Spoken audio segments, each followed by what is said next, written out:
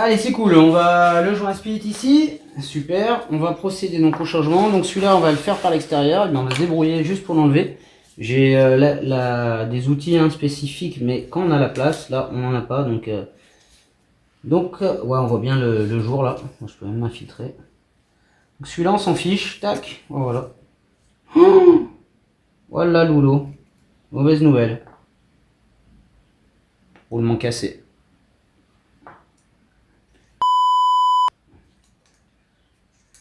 Ah la loose. La cage a pété du roulement.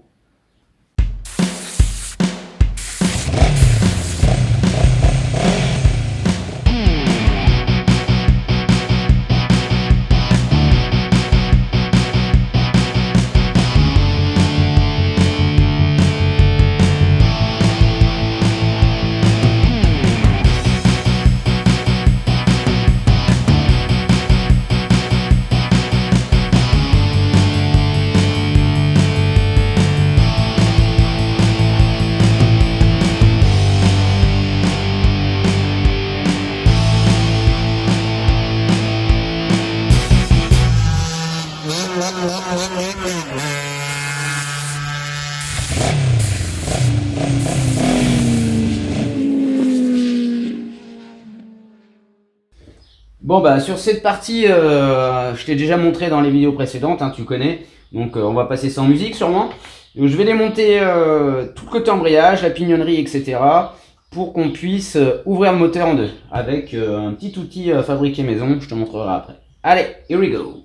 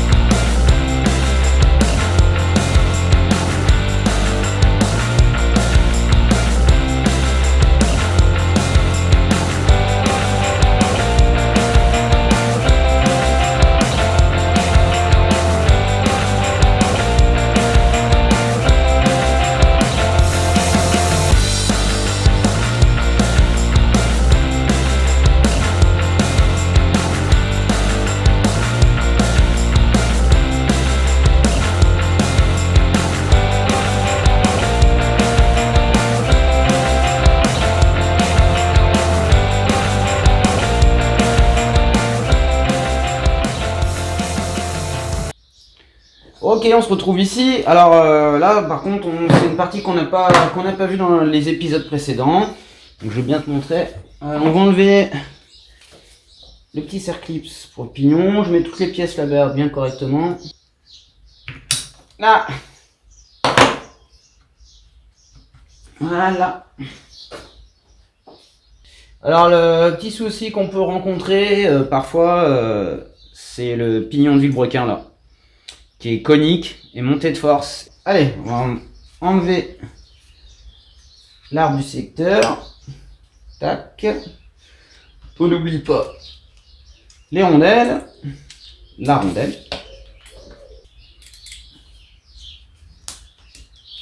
On va se mettre au fond. Voilà.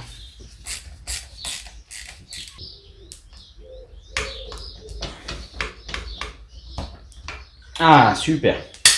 Allez, bienvenue celle-là. Voilà. L'étoile. Pour les vitesses. Tac, tac, tac.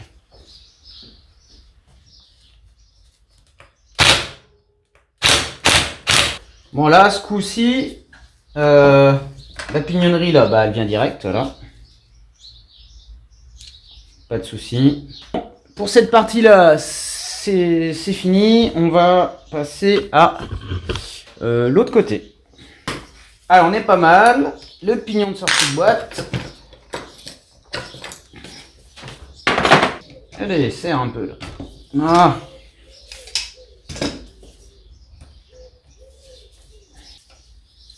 Voilà. Ensuite, je vais mettre mon outil maison. Allez, pour commencer, on va démonter toute la visserie. On va commencer par desserrer lentement tous les vis.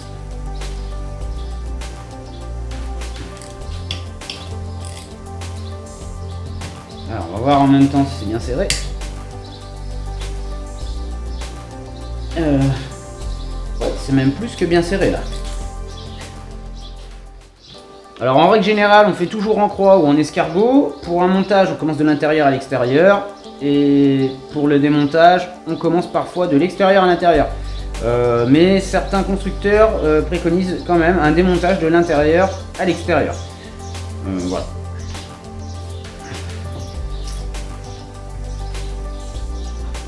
Waouh! Là c'est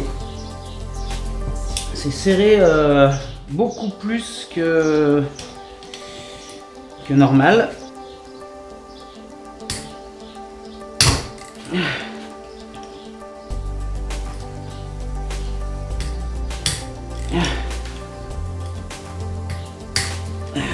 Voilà. Celle-là elle est récalcitrante. C'est bon. Alors là, je vais être obligé de frapper un peu au maillet, je pense qu'il... Voilà. Parce que la clé ne descendait pas à fond. J'espère que tu verras bien sur la cam. Allez. Bon alors. Déjà la tête de la vis était un peu abîmée de base ici là. Donc ce qu'on fait dans ces cas-là, on peut essayer de la choquer un peu comme ça.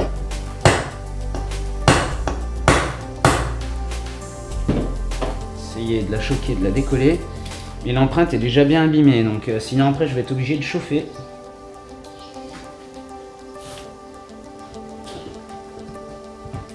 Ouais, déjà l'empreinte est pas bonne, donc il faudrait vraiment qu'elle vienne. Ah ouais non. Bon allez, il va falloir que je sèche un petit peu le carter là. Voilà, des résidus. Et on va chauffer un petit peu la vis là. Donc première technique, hein, quand la vis bloque, on tape dessus comme ça, hein, pour la choquer et la décoller. Ça a fonctionné bien pour le haut. Bon, pour celle-là, ça sert à rien, hein, je veux pas abîmer tous les filets dedans. Donc j'ai nettoyé en nettoyant frein. Faut faire gaffe aux joints aspi parce que j'ai pas commandé d'autres joints. On va essayer de chauffer juste là. Là, et puis de là-dedans, hein, dans le filetage. Hein.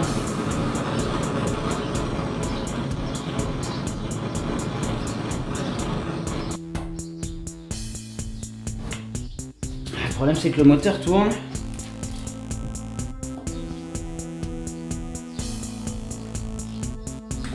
Ah, il a craqué. Oui. Oh. Ouh là là. Non, non, non.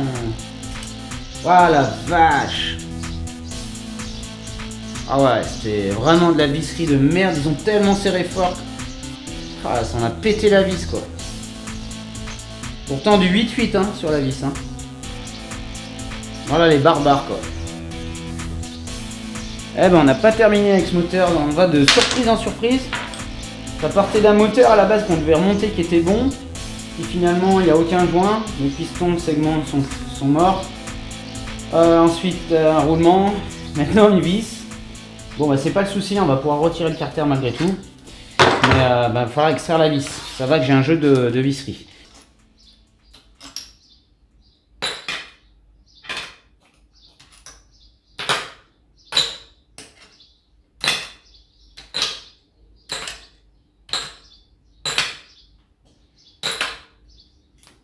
Toutes les vis sont retirées, malheureusement celle-là a cassé, donc il va falloir l'extraire. Donc il y a plusieurs manières d'extraire. Hein. On verra comment on procède, on verra surtout où elle est cassée, mais elle doit être par là, donc ça devrait aller. Ok, ensuite on va prendre l'outil maison mal aussi. Hop. Pour séparer les carters.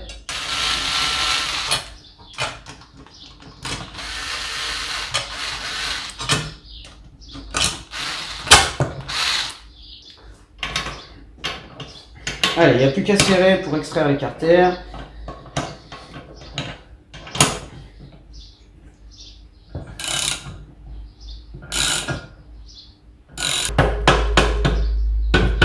Pour le décoller. Alors,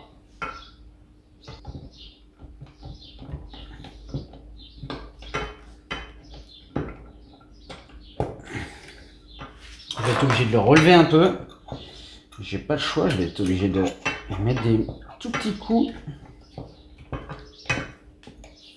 pour que l'axe reste sur l'autre carter.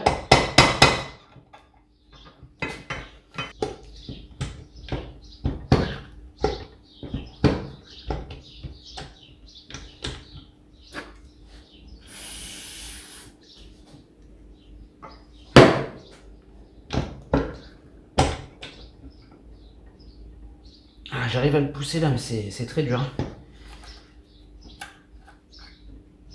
Vraiment bizarre ce moteur, ça m'est jamais arrivé ça encore.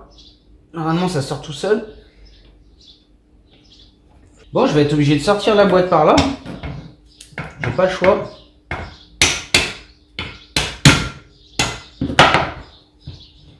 Je suis obligé de sortir les deux par là. C'est pas du tout comme ça normalement. Normalement je pousse et les deux arbres ils restent. Voilà, j'ai pas le choix. Hop. Tu peux voir le roulement là. Qui a cassé. Juste ici en fait, rien de grave. Hein. Donc c'était vraiment le bon moment pour le changer. Là. Sinon nickel, hein, il tourne bien. Donc j'ai pas levé malheureusement pour faire un contrôle avec le comparateur pour le vilebrequin. Donc voilà, là tu as des pignons, tu vois, les synchros, c'est les crabos là, voilà, les pignons fous, ceux qui bougent. Voilà. Ça n'a pas l'air d'être usé, première vue. Allez, je contrôle un peu, hein, je regarde s'il n'y a rien de particulier, parce que j'ai 3 boîtes au total, donc on remontera la meilleure. L'important c'est de regarder les crabos là, comme tu peux voir ici, voir s'ils sont pas usés, puisque des fois ça frotte comme ça, clac. Là c'est bien saillant, non, rien à dire. Donc le barillet, on a 2 rondelles, donc là il y avait déjà celle-là. Voilà, donc là les fourchettes c'est pareil, il faut les inspecter.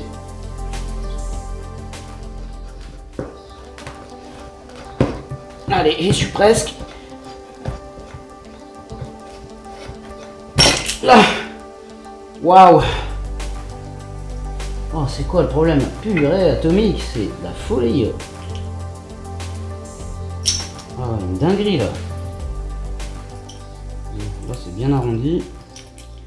Donc ici, j'ai bien cette pièce, l'usinage là, pour le pignon de sortie de boîte. Qui force. Alors, qu'est-ce qui s'est passé ici? Ah, je vois qu'il manque une dent là. En fait, je vois qu'il y a une dent qui est cassée.